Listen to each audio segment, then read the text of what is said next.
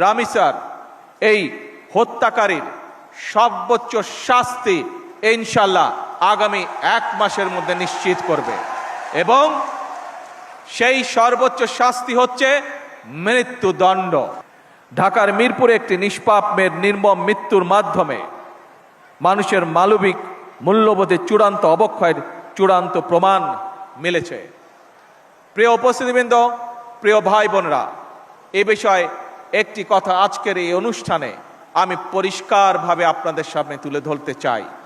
এই ধরনের শিশু নির্যাতন বা নারী নির্যাতন বর্তমান সরকার কোনোভাবেই মেনে নেবে না এবং